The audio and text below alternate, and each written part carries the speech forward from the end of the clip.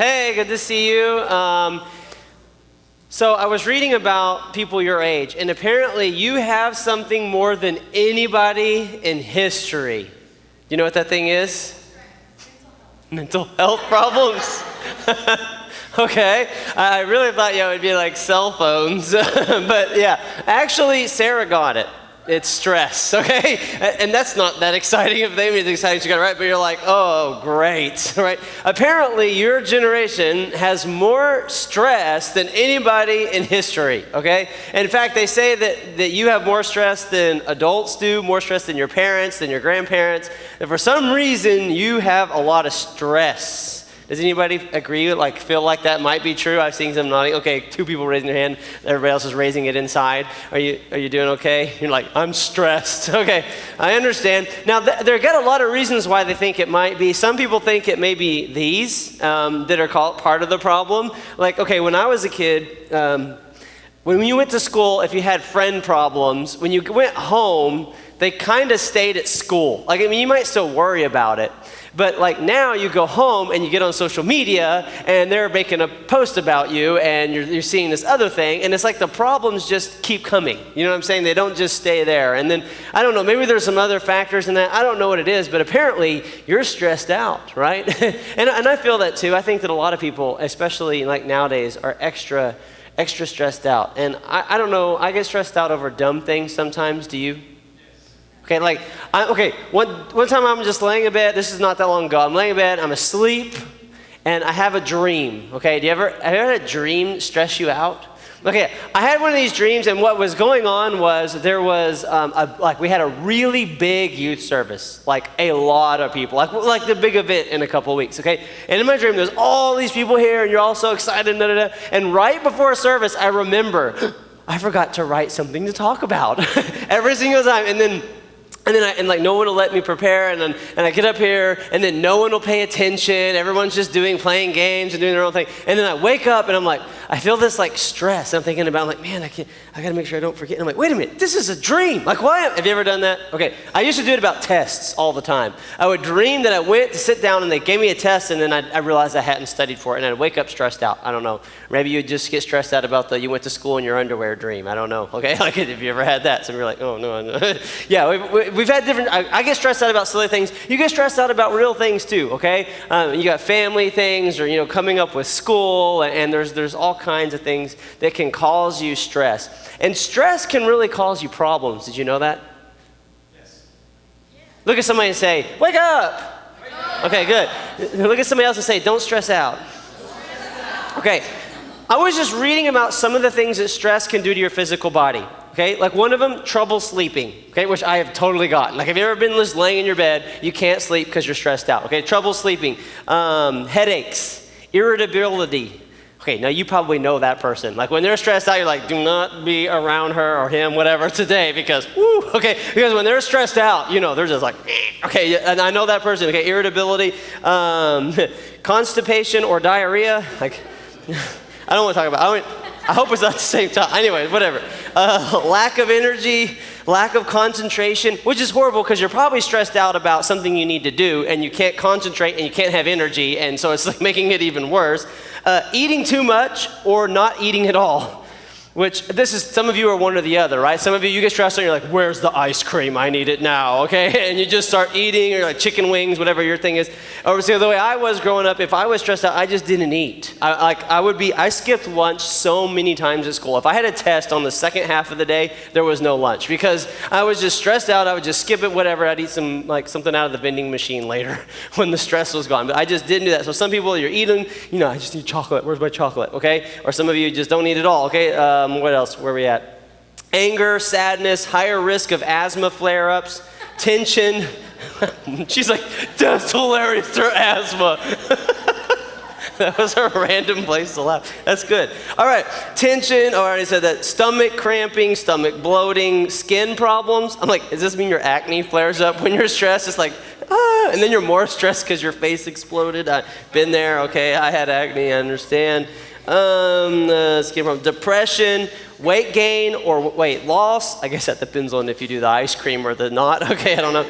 Heart problems, high blood pressure, irritable bowel syndrome, diabetes, neck or back pain, and even a factor in cancer. Okay, it's like, what heavy there at the end. And like, okay, so there's all this stuff that overwhelming stress can do to your body. But okay, beyond all of that, stress just stinks, okay? It's just no fun to have. It takes your peace. It keeps you from sometimes doing things that you want to do. And stress is not something that we want, okay? So I want us to kind of think about stress a little bit. And here's the thing about stress. I want you to understand. Stress doesn't just exist on its own. There is something that's putting pressure on you that's causing the stress. Okay, so let's illustrate it. You were laughing, so we'll just use you. Okay, so okay, if I was to do this, okay, do you feel any pressure? When she said, "How?" Do you feel anything? Yeah. Okay, yes, all right. There was I put some stress on her neck muscles there by putting some pressure. Did you feel anything? You better not say yes, that'd be weird. Okay, so no, she didn't feel anything. I didn't put any pressure on her. See, now here's the deal. There's something that is causing your stress. That's putting the pressure on you that's causing your stress. And this is oftentimes something that you have nothing to do with. You will not assign 2 tests on the same day, but your teacher will, right? You did not cause the fight in your home, but it still affected you, right? You didn't make your friend talk about you or do this thing, but it still causes the stress. So it's something that's outside of you, but it's putting pressure on you, and that pressure is causing stress. Do you understand? Then there's another kind. So there's stuff that I didn't do, and then there's another kind. Okay, so can you take your hand and just do this? If you want to join in, you're welcome. If you want to participate, now just push real hard, push. Okay, now stop. Did you feel pressure? Who caused the pressure? You did. All right. And there is so much of the time when you are putting pressure on yourself that's causing your stress. That it is something you're maybe decided, whatever, you have put this own pressure on you and you are causing your own stress. Or maybe another way we could think of it. There are some things that are stressing you out that you actually have the ability to get rid of. That you have the ability to change. Or there are some things that you are doing that is causing the pressure. If you would stop those things, that pressure, that stress would go away. And so sometimes it could be things that we're saying or doing or whatever, but there are times that we do that. So whether or not it is the self-inflicted, okay, or the stuff that we don't have anything to do with that's putting pressure, I want us to think about how to deal with it, because I don't know if you know this, 1 week from today, you go back to school, okay? And some of you, it's like, actually, our school's different than Burleson, okay?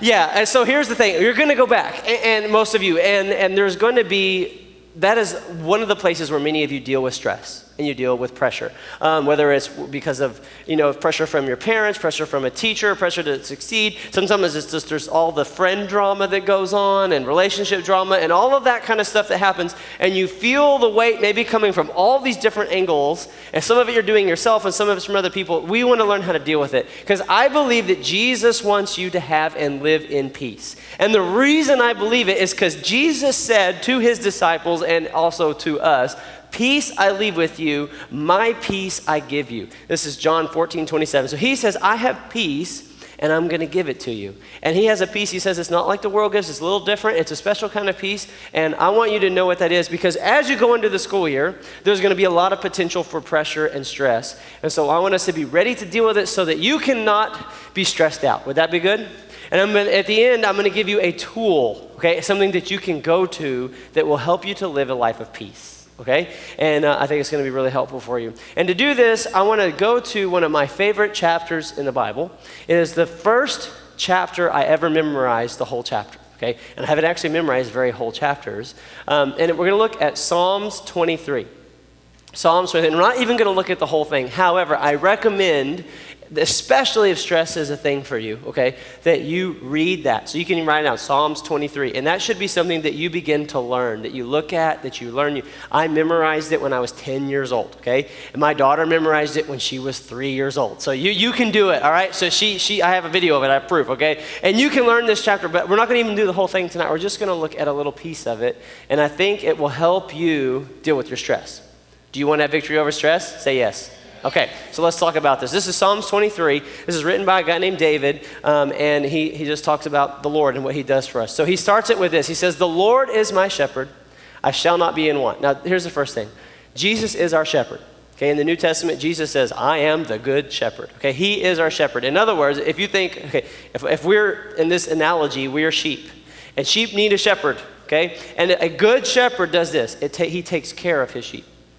And it says, I shall not be in want. In other words, okay, I want a girlfriend, I want some money, I want whatever. I understand there are going to be things that we desire, okay, and that we want. But our true wants, okay, our joy, our peace, love, those kind of things, he is going to take care of those things. And if we rely on him, on our shepherd, then we can have those things, okay? So he goes on, this is the first part we're going to look at. He makes me lie down in green pastures. He leads me beside quiet waters. He restores my soul. Now, do you get the image here? First of all, lie down in green pastures. Now, do you realize what green pastures are to a sheep? Has anybody ever been to Texas de Brazil? Okay, if you don't know what that is, okay, this restaurant where you pay a lot of money, but they give you this little card. It's green on one side, and you flip it over, it's red on the other side. If you put it on the green side, there are these guys who walk around with meat, okay, just meat. Filet mignon, lamb chops, chicken. I don't know, I even want that when there's filet, but like a sirloin and all that, and they just walk around, and if it's green, they just walk up and say, "Sir, would you like some filet mignon?" And I'm like, "Yes, I would." And they cut that off, and then they go, and they're like, "Would you like some lamb chops?" And just nonstop, all that you can eat until you feel like you're gonna puke. You could go puke and eat more. Never tried that. But anyways, and I just eat and then I leave sick because that's what we're supposed to do. And this is amazing because it's like, oh, okay. If you don't like meat or vegan, I'm sorry, bad illustration. But anyways, green pastures. You like the grass, maybe you'll eat that. But this is what it is for sheep. It's an amazingly good place, okay? If you think about, even for us, I don't know if you've ever just been in a place where it's just green and beautiful. Okay, it's peaceful, it's relaxing. And he goes, beside quiet waters. And I don't know if you've been to or some translations say still waters, okay? It's where the waters, you've been to a lake maybe, and it was just calm, and you could see the birds chirping, and maybe a fish jumping and all that, and it's just, you feel at peace. I don't know, I've sat next to a real soft creek one time, and it was just so still, and there was a peace there. And so when I'm reading this, I see peace, right? In this illustration, but I want to point out something. He said, he makes me, and he leads me.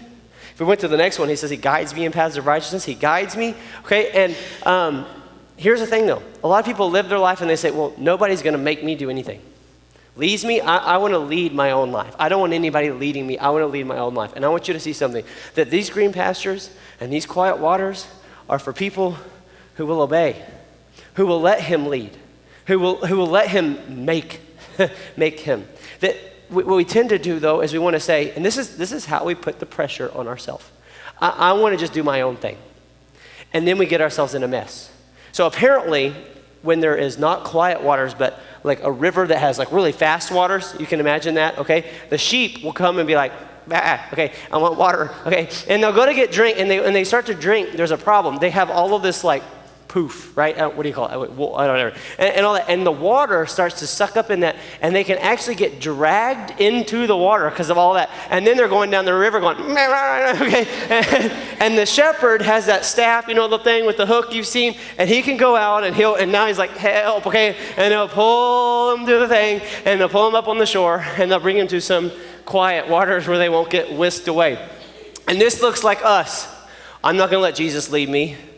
I know you say, don't date an unbeliever, okay, but I know better. I'm going to do my own thing. And then you end up going down the thing. Dude, my life is a mess, okay. And here's Jesus. Jesus is amazing. He's like, oh, okay, come back over here. Let me help you out. And I'm like, I just want to do my own thing. I know you said this, okay. And this is what we end up doing. We're putting all these problems on ourselves. No more sheep noises, I'm sorry. We're putting all these problems on ourselves, and the stress that comes from not letting him lead, not letting him put us in the place that he wants to do. And so look, the reason this isn't even really the main point. The main point's the next thing. But I wanted to mention this because as you go into the school year, you're going to be surrounded by a lot of people that are just going to live it on their own. Decide that you're going to let the Lord lead you, and you will have a lot more peace this year. There will be a lot of times that you're upside down in the stream that will not happen because you chose to follow him. Now, there are still going to be the next verse, we're going to skip one, go down to verse 4. The next thing is still going to happen, but you're going to miss a lot of stuff, a lot of stress, if you'll just obey. Okay, so here's the next thing he says. This is verse 4. Even though I walk through the valley of the shadow of death. Could that sound more ominous, right? The valley of the shadow of death, okay? And I highlighted the word through because it just is a reminder that if you are in something that feels like that, you will get through it. It's not a place that you're going to stay for the rest of your life. You get through that. Through the valley of the shadow of death, he says, I will fear no evil. How can we in the valley of the shadow of death fear no evil? He says it. He says, for you are with me. Your rod and your staff, they comfort me. Now the staff we already talked about, when you're in the river and, we did that whole thing. He used that to guide. And when they're out in the places, they'll guide the sheep away from things and do that. The rod, that's not to beat the sheep, okay? That's for when a wolf comes or something comes and he will defend the sheep with it, okay? And so they're comforted by the fact that their shepherd is there ready to defend them. And here's what we need to understand. We will go through valleys. There will be the time when you feel like you're in the valley of the shadow of death. And I don't know about you, but sometimes when I'm in those moments, I'm like, why doesn't he just take it away, right? Like, why can't he just take algebra and just stick it in so I don't have that problem anymore? Why can't he just make this thing go away? He could just let me know it. Like, why how come? You ever felt that way? When I had to take my ACT. I don't know if y'all do that still. Took an ACT in my senior year. I needed to make a certain grade to get a certain scholarship or a certain points to get a certain scholarship. I was like, I know, Lord, you want me to do this. And I nailed the math section and I nailed the English section and I get to the reading section. And you may not know this about me. I've had a difficulty reading my whole life, okay? I was always the slowest reader in every class I ever was in, okay? And I really was going as fast as I physically could. And then they go 2 minutes and I wasn't even halfway done. And I was like, ooh.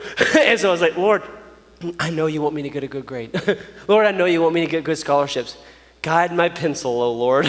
There's bubbles, So I'm like A, B, C, or D. And so I'm like, the Lord guide me. Guess what? He did not guide me. I got a terrible grade. I got like below average on that section. And it was terrible. Like, Lord, why didn't you just fix it? He could have easily made me get the right ones, right? Why not? Like, why doesn't he just make your family get along, right? Why doesn't he just like get rid of this situation or, whatever? And we want to be, why do we have to be in the valley of the shadow of death?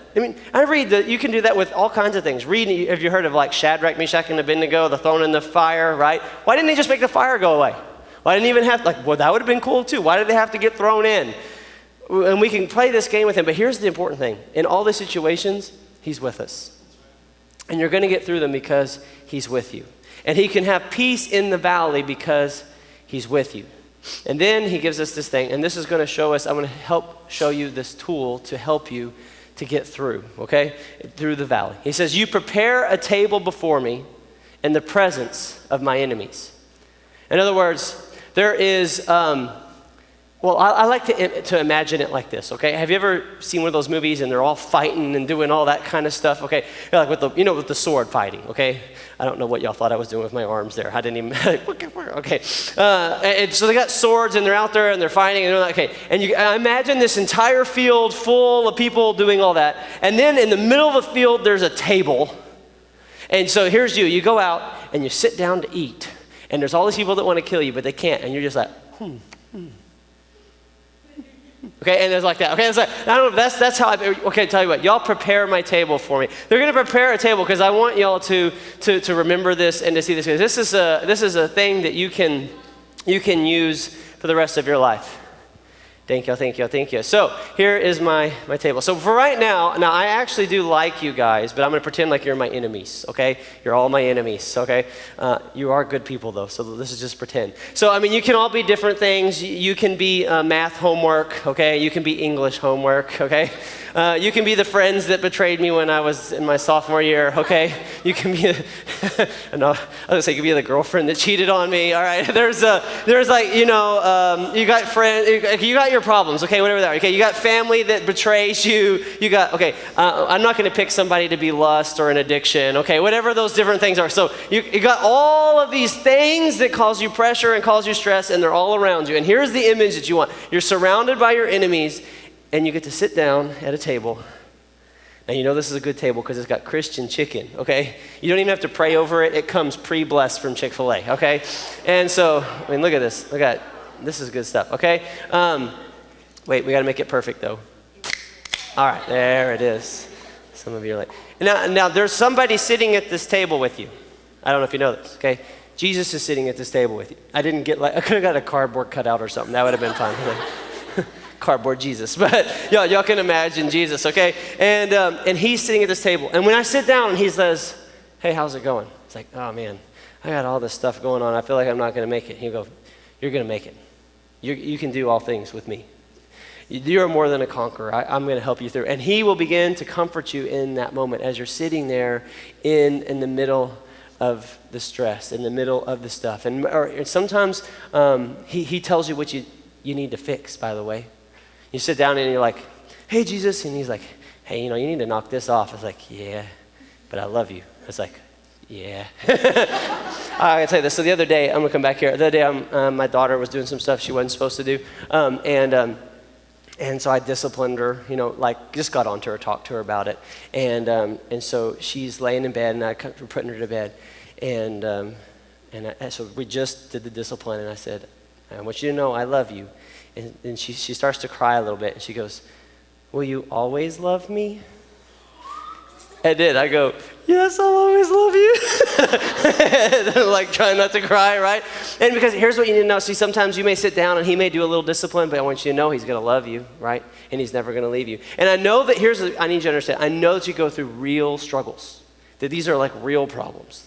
Because I've gone through them myself. I was a sophomore in high school when my parents walked into my room and they told me that my grandmother had an aneurysm. Okay, it burst in her head. And I was my grandmother every week. We loved each other. We were so close. She was never my grandmother again, right? I was sat next to a friend on his front lawn moments after the police told him that his sister was killed in a car accident. Okay, I know problems. Okay, I've been cheated on by girlfriends. I've had friends talk bad about me behind my back. I've been failing classes. I've done all of that. And all of those moments, okay, and I know that you have those moments too. This is what I learned to do. I learned to sit down. Hold on, I got to do this, okay? You want French fry? Oh, she's good. Well, you want some of the joy of the Lord? Okay. I don't know if they're still warm. They're kind of getting cold. All right. Oh, y'all want some joy of the Lord? Okay. And when you tell you, they're going to snatch that. Okay. Here's the deal. Okay. You will even have some extra joy to put on some other people, by the way. I learned how to sit in his presence and let his joy be on me. But then, here's what some of you do. Instead of sitting at the table with the Lord, you take your chair and you go sit with some of your problems. Hi, problem. The math homework. Yeah, and I don't know, there's all different problems that you may have. And sometimes, here's the thing, I think the enemy, Jesus will talk to you, I think the enemy tries to talk to you too. And he'll say things like, well, you know you're not going to make it through that. You can't really do that. You've always failed at it, you're always going to fail at it. Now, does that sound like Jesus talking or enemy talking? See, some of you are listening to these voices. You're hearing the enemy say, sorry, enemy. You're hearing the enemy say, you can't do it. Now, he says, I can do all things through Christ who strengthened me. You're more than a conqueror through him who loved you. Okay? You may hear another enemy tell you, no, Jesus, he can't really forgive you for what you did. And then you know that he says that nothing can separate you from his love, right? Or you may come over and you may listen to another enemy. And it says, you know that temptation that you've been struggling with? You're always going to struggle with that. You've been struggling with it your whole life. You're always going to. And you know what? You're probably the only one in your entire youth group that deals with that. Nobody else does that. And you keep saying you're going to quit. You're never really going to quit. Now, does that sound like Jesus? Some of you had that exact thought. Let me tell you what he would say. No temptation has seized you except what is common. That's 1 Corinthians, okay? It's common. In other words, you're not the only one. He lied to you there. You're never going to overcome this. Yes, you are. You are no longer a slave to sin. And yeah, you may be struggling with it now, but it's not going to be forever. And he's going to get you over that. Here's another lie from another friend, another enemy. I can't get it over here. There's too many people. All right, here we go. Let's scoot it. Okay, here's another one from another enemy. You know your friends don't really like you. They pretend. In fact, when you go to youth, they really wish you weren't there. They don't really like you. And then maybe you even had a friend who did tell you they didn't like you. Have you ever had that? Okay, I have. They're like, I don't like you. Okay. And then you see that friend. So let's say it was AJ. Okay, AJ comes up to me and he's like, I don't like you. I'm like, oh, no will. But anyways, then later I see him talking to Matt. And you know what the enemy says? They're talking. Matt probably doesn't like you either. And then everybody I see him with, I think, well, they probably don't really like me either. And we just to build this whole thing. In fact, I have heard this over and over and over again. Some of you think I'm talking about you. I probably am. I'm talking about a dozen other people too. They say, nobody in youth likes me. I don't know if I'm going to keep coming. Nobody likes me. I'm like, you're listening to the enemy. Because I happen to know people like you. First of all, I like you. And you're like, well, that doesn't count. You have to, okay? No, I don't, by the way. I've had people I didn't like before. None of you, okay? I've liked all of you, okay? And but here's the thing. There are people that like you and want you here. So stop listening to that lie. Here's the Jesus would tell you that you're God's son or daughter, and you're part of the family, and he put you in a body of believers for a reason, okay? And so we keep listening to these other stuff instead of listening to Jesus, who wants to sit at the table with you. And this is how we can defeat our stress. So let me demonstrate stress to you one more way, and then I'm going to tell you how to practically sit at a table, because you probably can't set that up in the middle of your math class, okay? I need this. That might help. Some Chick-fil-A and Dr. Pepper, you'll probably be feeling better, but your math teacher probably won't let you. I'm going to give you the practical. First, I want to show you an example of what stress looks like. So AJ, and how can you help me? All right, well, come up here. All right, so why don't you stand right here. Okay, remember the pressure thing we did just a minute ago? We're going to just stand nice and strong. So he's going to be pressure, okay? Just push on him a little bit, not too hard. All right. Do you feel the pressure? Okay, now what most people think Jesus is going to do is he's going to come in and say, stress, get out of his life, and like the stress is just gone, right? Gone. Okay, and then you're all fine. But here's the thing about it, okay? There are some stresses that they're just, okay, math is not going to go away if that's your thing. Okay? Or whatever. So if every Christian in America prayed that there'd be no more math, I'm pretty sure you'd still have it this semester, okay? Because there are just some pressures in life. There's some things that are going to be for a season. And so here's the thing. Pressure is going to come, so pressure come back. But what you have to do is you have to allow somebody else to take the pressure. Do you feel the pressure? No. Okay. That's good. All right, here's the thing. Okay, I'm supposed to represent Jesus in this illustration. All right, you can go back. So here's the thing. The pressure was still there. You can go back. Thank you, bud. All right, the pressure was still there, but somebody else was taking it. And when you sit at the table, there may still be the enemy, and there may still be the valley, however analogy you like to use, but somebody else is taking the pressure, and you're able to have peace. So I remember being in high school, and for the first time, as I was going through some major stress in my life, I got my Bible, and not because I had to or was supposed to, I sat down on the floor of my bedroom and began to look for some help. I was so overwhelmed with stress, and I began to discover passages again like Psalms 23 and Philippians chapter 4, and I began to read stuff about peace. I had a friend who went through something really difficult. And have you ever carried stress because of a friend? You know what I'm talking about? So my friend's stepbrother sexually abused her. And I'm a sophomore. I don't know how to handle that. How do I help her? How do I do that? And you know what I did? I went down and I sat in my Bible and I said, Lord, are there words that I can encourage her with? Is there a scripture I can encourage her with? And I began to look. And this is what I was doing. I was sitting at the table with Jesus. Another time, I was going through some things, and I just turned on some worship music in my bedroom. And again, I went to my floor, okay? And I don't know why I did the floor, I guess. And I began to just pray and just worship. And as I began to worship, I'm going to tell you something happens. Stress began to come off. Then I took it outside my bedroom. When I was at my first job in Houston, I remember one day in particular, my boss had just yelled at me and acted like I made this big thing. It was this whole yuck.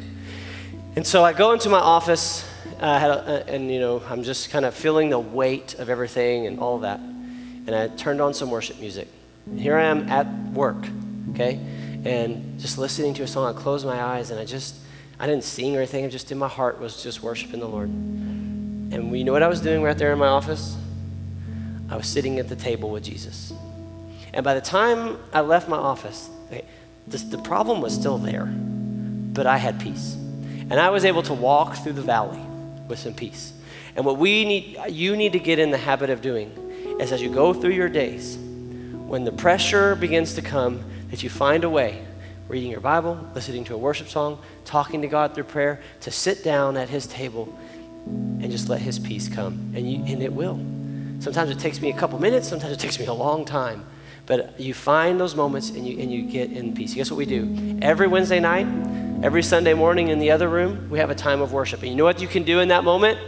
Sit down at the table and let his peace be with you. And you will be able to walk through the valleys. Because I know this school year, there's going to be some trouble.